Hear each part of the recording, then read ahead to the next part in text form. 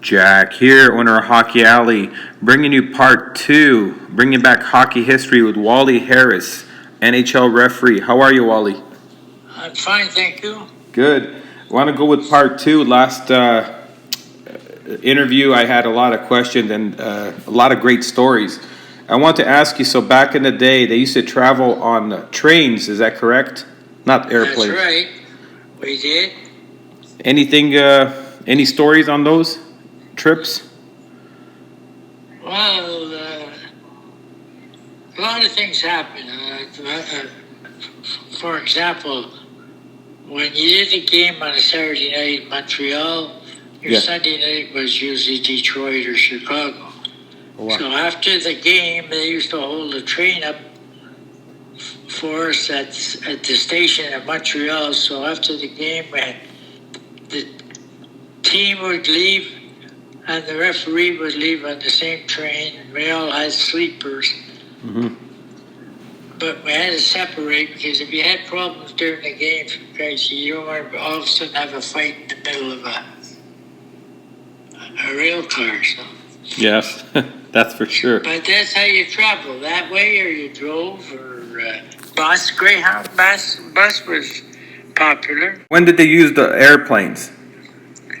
Well, we used the airplanes when they started flying where the hell we were going. I think what it was the cost at first. Then, although I think today the cost of trains is a hell of a lot cheaper than an airline. But we only took those when we had to. Like if you were in Philly, say I was in Washington, mm-hmm. and I'm going to Boston or Philly. Now you can take a train. Those days you wouldn't go to a plane because it's only a couple hours. Yes. But mostly, like me in Montreal, if I'm going down to New York or so, I would have to get on I would take the late train if I could make it. Otherwise, you have to go in the morning. And so once airplane travel happened, probably in the 70s, full time, correct? Oh, yes. It was 99%. Mm-hmm. And it's just easy. The long trips you had to fly. Mm-hmm. Yeah. Have you ever thrown any coaches out of the game, an NHL game? We've thrown coaches out now. I tell you, well, two coaches I threw out of the game was that one I think I told you before. Philly and Boston, excuse me. And I threw everybody out except for 3 players on each team, including a goaltender. And that's the only way we could do it there. All of a sudden, I threw the coaches out because they said, well, what the hell we can't throw it out for? I said, because you're the one that caused this. And so they played with 5 players each. And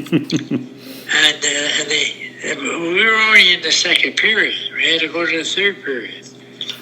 I'm telling you, we had some very tired hockey players. I'm sure.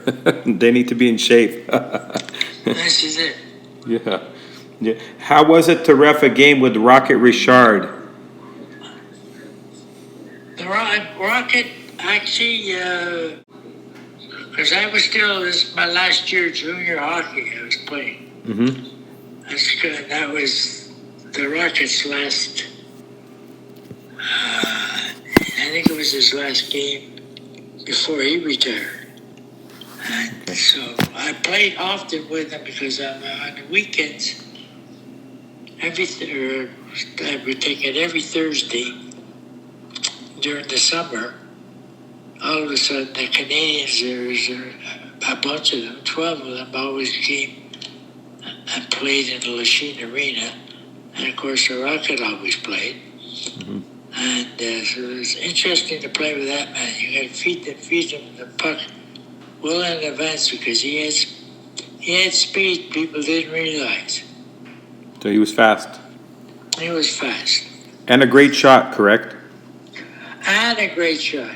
He didn't miss too often. Mm-hmm. Yeah.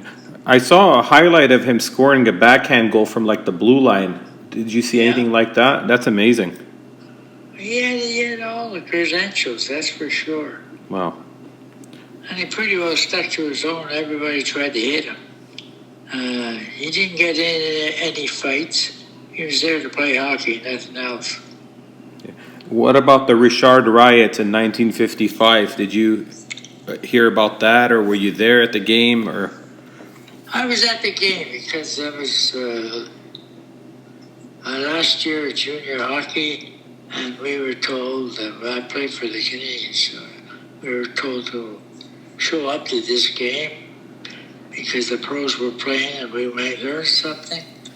I really learned something, all right. We had that brawl, and Mr. Campbell just stayed there, stood up and stayed in his seat. I don't know, he had a lot of guts. And the whole thing started because it was a suspension to the Rocket, correct? That's what started That's it all. right. Okay. Yeah. Yeah, because he came out suspension because of it. Yeah. So they were rioting on the streets, correct? Oh, they went crazy. Wow. You know, you go out to get into your car. I mean, yeah, they were still going on. Wow. I remember saying, getting dragged out of there. So get the hell out of here before you get yourself in trouble or something. Yeah. It was sure interesting, that's for sure. Yeah. And so, what were players making back in the day, and referees? Players Mind me in asking. those days were making the highest salary in 66, 67 was $16,000. That's the highest paid. That was to the Rocket and Gordie Howe in that category. I mean, Gordie Howe tried to get more money than he could. So 16,000. 16,000. That's it. Wow. You know, people don't realize. And of course, they were looking at like an industry. I guess the executives were making 12 or something. What about average player? What was the lowest paid? Oh, of course, the lowest pay was 600 That's it for the year. for the year. People are looking at it now and said it's peanuts, all right. But then $6,000, I would say the majority of players were 8 to 10, but that was it. We started off with 6, as low as 6. Yes. Wow. Not much. And Sure, not much compared to today. That's no. There's more endorsements now too with everything. Yeah, back Lots of then it was endorsements. Yeah. nothing. You know. And so, how was it to watch Guy Lafleur play out there? And, I mean, he was interesting because, you know, he'd take off when he wanted to decide he was going to go carry the puck up. He would just take off, and he was faster than anybody, and he was shifty, and he had the shot. He could do everything, and you know, he avoided getting hit. I think his speed, change of pace, saved him all the time. But he's a man that never said anything. yeah. What? The only thing he ever said, "Hello, Wally, where are you going next?" It's about the amount I get out of him. Did Bobby Orr ever have trouble against him, like one-on-ones or anything? No, not really. Most of his, when Bobby came in, I think he'd go down to the opposite wing. Yeah. He was shifty as hell. He was a thinking player. He was avoiding trouble. So nobody was trying to take runs at him or anything like that, were they? Because they'd miss him. Oh, I see. Yeah. He didn't wear. Yeah. He was shifty. He didn't wear a helmet either. No helmet. He didn't wear a helmet. He was the last to wear a helmet. And he would skate and let his hair fly. He had one of the ones that had long hair at the time, and it would just let him fly. Yeah. What about Mike Bossy? Mike Bossy, there's another top hockey player. He avoided trouble. He was shifty. He could skate. He's another speedster. And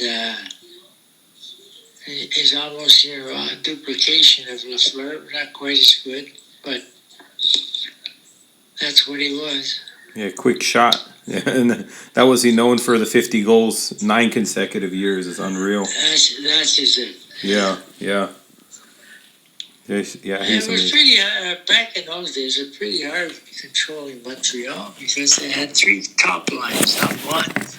Wow. You know, and they had probably all the speedsters. Yeah. Yvonne Cornway is another one. There, the Roadrunner. We called him the Roadrunner. Yeah. I mean, he would just take off one wing. He had a pretty good shot. He wasn't a stick handler, so he outskated you so he could get a clear shot. Yeah. Who was faster? He's a different hockey player altogether. Who was faster, would you say, Guy Lafleur or Yvonne Cornway? That's a good question. Boy, because they both could take off. Yeah. I think Lafleur was the better stick handler. Mm-hmm. So I think he can hold the puck a little longer by shifting compared to Cornway. Cornway was take off, he'd go down, and he beat you. He just beat you. Speed. Yeah. Wherever the hell he was going. He was going after the puck, he beat you. If he had the puck on his stick, he'd beat you. Wow. Because he's another one that could put the burners on. And speaking of stick handling, what about Gilbert Perreault? What do you think of him when you saw him? Gilbert Perreault, he is one of the top players in the league. No question. He's very he's up there almost in the category of Lafleur. They come from the same school as two. Mm-hmm. Shifty as hell, stick handler, had the shot, never got riled up. He was always a smooth skater. Yeah. Wrong team, though, unfortunately. They didn't win wrong much. team, that's his Yeah. right. He played at Buffalo. Imagine if he was in Montreal with those guys. Oh, God, it would have been awful for everybody else. Yeah. Yes. I've seen him play, and Lafleur and Bossy. I've seen them play, but, not the Rocket. I mean, I've seen highlights on, videos and all that. But you could see the shot he had. And well, you know what? With the Rocket, it was like a bulldozer coming down the wing. Wow. He didn't go shifty shaft all over the place. He just went straight line. It was almost like if you're my man, I'll go right through you. Wow. And then who else was thinking of? Is a Boom Boom Jeffrey was the first to do the slap shot? Or did he create it, would you say? Well, he come up with, I think he pretty well was the first one to use it all the time because I think his slap shot didn't see him shoot normally. It seemed he used the slap shot all the time. Mm-hmm. And he could let it fly. But there's another one. He had speed where he had the chance to get the free shot because he could outskate you. So he had speed too. Yeah. That was it. Yeah. With less teams, it was a lot more skilled. 6 teams in the league, you had to be good to get in. It's not like today's at 30 teams. Yeah, now you've got what does there say, 12? 32. 20 players, 30 at the most. Yeah. With all the calling up to the minors. 300 players compared to what do we got now? How many thousand we got now? 32 times 20. Yeah, so that's quite a bit. 800, 900 players maybe. It's a guess. 900, 700 players. Yeah, something like that. So, the talent's got to be spread out. One good thing is giving the young player a chance to play now. Yeah. And at the top level rather than going to the minors and spending 6-7 years there. Hopefully they get called up one day. Any run-ins with Conn Smythe? Conspite. No, I didn't. No. Never did. No. He'd walk back behind the players, and you might get the dirty look at it, but he was smart enough not to say too much. He wasn't going to have a stupid penalty. Was a Roger Nelson. Oh yeah, Captain Video. Captain Video. I mean, 8 different teams he played. Wow. Every time I'm doing a game, I look up in places and a different squad. I should say that. But he didn't run out of teams. He played for 8 of them. That's a lot. All in the National League. Wow. So you get some funny things happening when you look back. Yeah. A lot of hockey history for sure. Oh, is there ever? Yeah. And then now we're really making all kinds of it with the amount of players playing. Yes. And the money. The money's good now. The money. You asked me if I threw any hockey coaches out. I asked you about Scotty Bowman, I think. Oh, yeah, okay. Well, Scotty, well, How about Punch Imlach? Punch Imlach. Yeah. Well, he's a guy with his fedora. Yeah. No, he walked by, he'd have something to say, but he didn't make sure he wasn't getting in any trouble.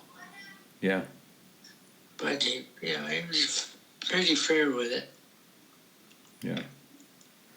Yeah, I never seen him coach or anything. I mean, I was young, but some of the other guys. Yeah, well, he's a serious coach. Back then, they're It was very a bunch different. of serious bunch. Yeah. Yeah. You never know what the heck they're going to do or say. We had one problem in Quebec City. Michel Bergeron. Oh yeah. When he came in and coached Quebec, and I used to have a lot of fun with him because I knew him from junior days. And but this one time, he was famous for when he got mad. There was something going on, and he didn't call a penalty. He thought you should have called. He'd take one step onto the bench, and then the next foot would go on top of the railing of the boards. See, so I come across to the Liberty Gold skate over there, and I said, "Nice pose." And I always remember that. I said, "Nice pose, but remember, you can stand there as long as you like, but as soon as you put your foot on the ground again, you got a penalty." And he looks at me. He said, "What for?" I said, "Because now you're taller than me." So he didn't know it. I said, "You're taller than me. You're getting a penalty." And he did. So every time I refereed in Quebec City, I go by first to see him. I said, "You understand, don't you? Stay on the bloody ground." So then we always had he's one of those razzy-tazzy fellas, but he did pretty well coaching. Yes. Yeah. That's funny. And but there's crazy things that happen when you're out on the ice between players and yourself. Yeah. As you know, nobody else knows about it. It's just you and them, you and him. So. Yeah. That's why I want to bring back the hockey history, because a lot of things have never been told or things forgotten, and that's what I do. It's kind of fun to hear all the stories. That's good. You're right. Yes. Yeah. I want to thank you so much, Wally, for coming on and talking to me and making this great interview. Learned a lot of stuff. Well, it's my pleasure. Yeah, it's an honor to have you. Thank you. Well, thank you, sir. You got it. Have a great day. All right, thank you. Thank you. Bye. Bye-bye.